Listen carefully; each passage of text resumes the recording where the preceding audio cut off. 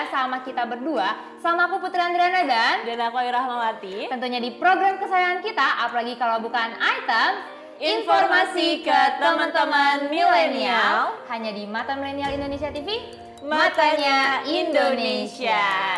Yeay, seneng banget kita ketemu lagi di episode kali ini dan pasti akan bawain kalian informasi-informasi menarik selama 30 menit ke depan.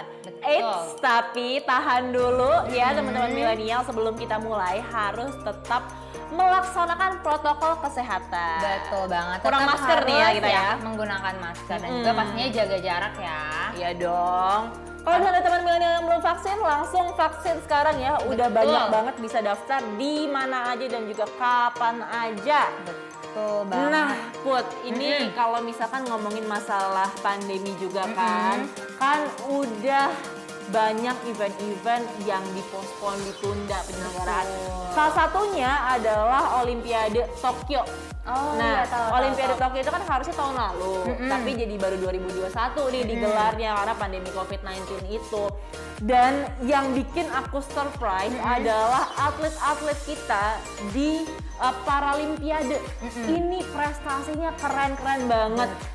Sampai ya pemerintah tuh bilang, wah kaget juga nih. Padahal disangkanya nggak akan sebanyak itu bawa medali ke Indonesia. Tapi ternyata prestasi kita tuh keren banget. Belasan medali loh ke Indonesia loh. Bahkan nggak kalah sama yang non disabilitas ya. Iya, justru malah lebih banyak kalau dibandingin. Betul, dan gak cuma itu aja, ada juga yang Asian Para Games, kamu tahu kan? Itu juga Indonesia meraih banyak banget medali. Wah, keren banget sih kalau ngebayanginnya ya. Keren, dan pastinya bangga banget ya sama atlet-atlet kita nih yang udah menorehkan prestasi. Dan ini juga berhubungan banget sama tema kita hari ini karena kita akan bahas tentang Hari Disabilitas Internasional yang diperingati setiap tanggal 3 Desember. Dan teman milenial, Hari Disabilitas Internasional ini atau biasa disingkat dengan HDI telah ditetapkan oleh Perserikatan Bangsa-Bangsa atau PBB ini lumayan lama, sejak tahun 1992. Peringatan HDI ini dilakukan setiap tahun untuk menjawab tantangan dan juga permasalahan yang dihadapi oleh penyandang disabilitas di seluruh dunia. Dan seperti contohnya nih ya, salah satunya adalah anak yang disabilitas itu tidak memperoleh pendidikan yang layak. Ini kan menjadi salah satu masalah besar juga. Dan orang dewasa penyandang disabilitas ini tidak mendapatkan kesempatan kerja yang sama dengan orang-orang yang non disabilitas. Dengan kata lain, teman milenial, tujuan dari HDI ini adalah untuk mendukung penuh kesetaraan para penyandang disabilitas serta mengambil tindakan agar penyandang disabilitas diikutsertakan dalam semua aspek masyarakat dan juga pembangunan tanpa terkecuali.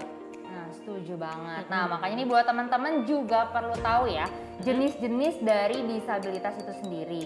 Yang pertama itu ada disabilitas fisik, di mana penyandang disabilitas itu mengalami keterbatasan akibat gangguan pada fungsi tubuh.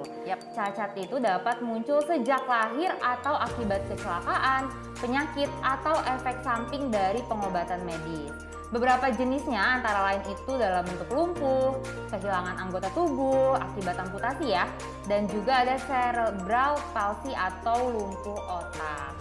Terus yang kedua itu ada disabilitas sensorik, di mana itu menunjukkan keterbatasan fungsi panca indera. Yang termasuk dari jenis disabilitas ini antara lain disabilitas bicara, rungu, dan juga netra. Kalau misalkan tadi kamu udah ngasih jenis-jenis disabilitas yang kasat mata gitu ya, kita ngeliat kita langsung tahu. Secara fisik gitu ya? Secara fisik. Nah ini aku akan ngasih beberapa contoh disabilitas yang mungkin teman-teman belum terlalu aware. Jadi kalau misalkan teman-teman ngelihat ada ciri-ciri ini di sekitarnya, jangan dibully, justru butuh bantuan butuh kita. support dari kita. Betul. Nah ini yang pertama adalah disabilitas mental. Jadi penyandang disabilitas mental ini mengalami keterbatasan akibat gangguan pada pikiran atau otaknya. Dan disabilitas mental ini contohnya ini termasuk bipolar, gangguan kecemasan, depresi, sampai gangguan mental lainnya juga bisa termasuk ini. Dan mereka yang mengalami disabilitas mental ini dapat mengalami kesulitan untuk konsentrasi, berpikir, mengambil keputusan, untuk mengutarakan isi pikiran mereka juga susah. Biasanya juga susah mengingat sesuatu nih guys. Dan salah satu cara untuk menangani disabilitas mental adalah dengan tidak menempatkan mereka pada kondisi yang rentan dan menimbulkan stres atau tekanan. Jadi emang nggak boleh dikasih pressure yang tinggi. Ya. Dan butuh kesabaran dan pikiran yang terbuka untuk memahami kondisi penyandang dari disabilitas mental ini. Kemudian yang kedua ini adalah disabilitas intelektual, guys. Jadi disabilitas intelektual ini dapat ditandai dengan tingkat IQ yang di bawah standar rata-rata, kesulitan memproses informasi, terus ada juga keterbatasan dalam berkomunikasi, bersosialisasi, dan juga kepekaan terhadap lingkungannya ini cenderung rendah. Beberapa jenis disabilitas intelektual adalah Down syndrome dan juga keterlambatan tumbuh kembang. Jadi mohon kalau misalkan ada orang-orang disabilitas dengan ciri-ciri seperti itu, jangan malah dikucilin, Ya, harus kita support ya. Nah kan tadi aku sama Ayu udah jelasin ya jenis-jenis disabilitas itu sendiri. Tapi meskipun mereka tuh punya kekurangan, mereka juga punya daya kreativitas yang tinggi. Sampai-sampai nih ada namanya industri kreatif difabel. Industri kreatif ini memang memberikan warna baru khususnya bagi para penyandang disabilitas atau kata lainnya itu difabel.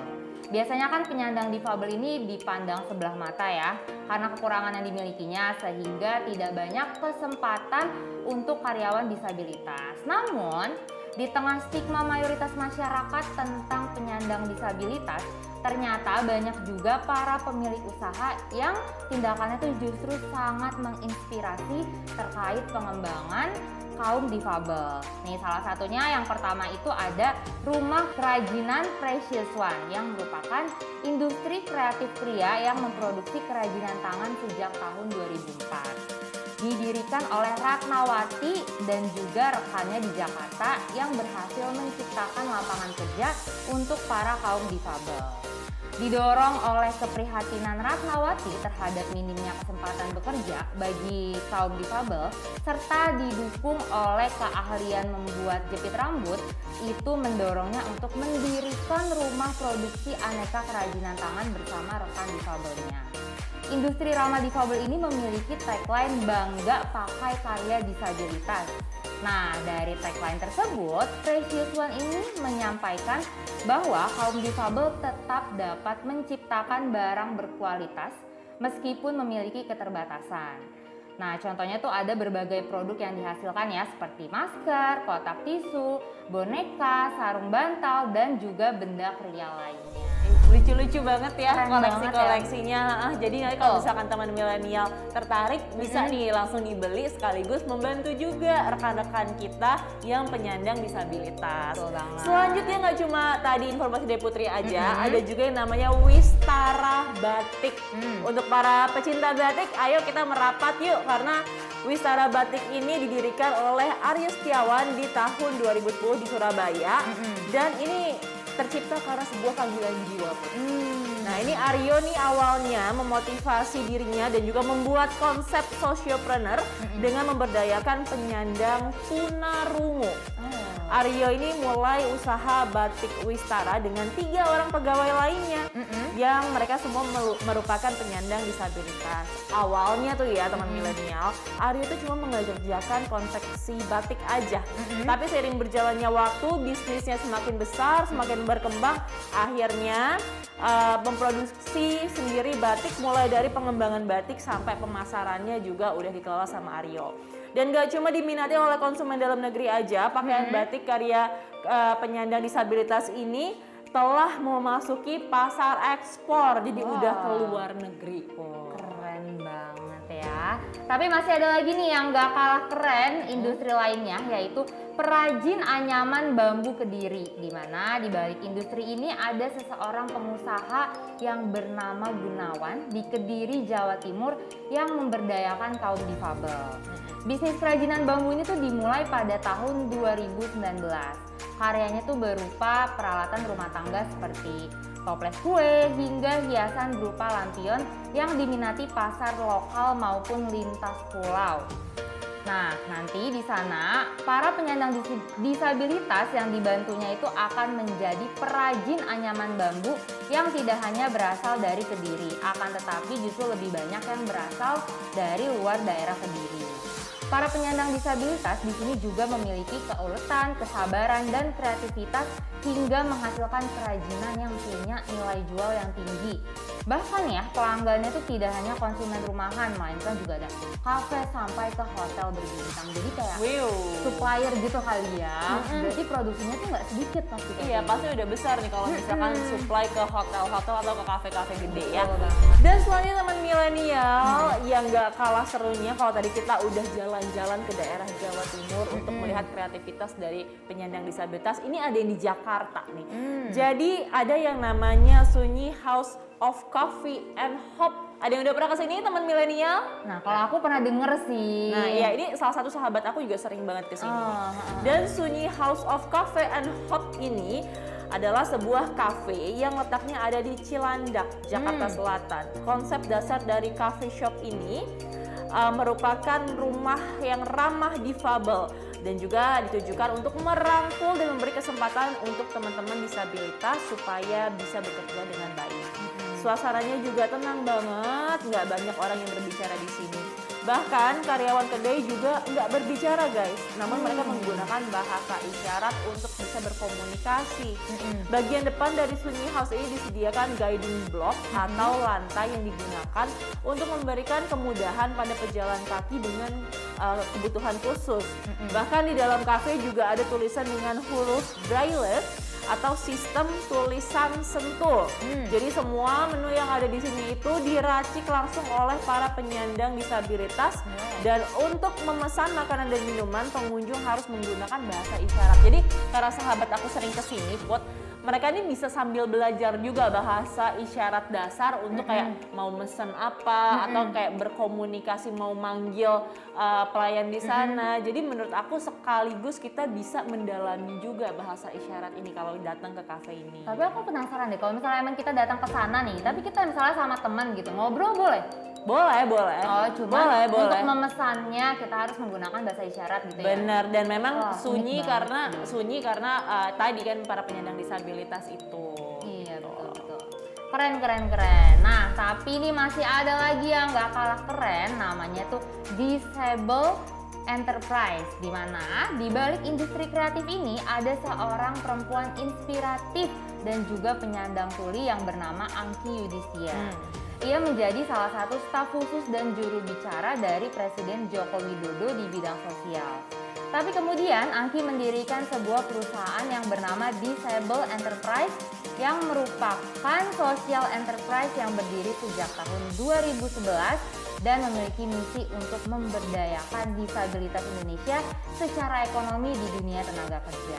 Di mana Disable Enterprise ini mengajak para penyandang disabilitas untuk mengembangkan ide kreatif, salah satunya membuat produk kecantikan. Ini menurut aku yang sangat inspirasi adalah dia seorang penyandang difabel, tapi dia juga memberdayakan kaum difabel.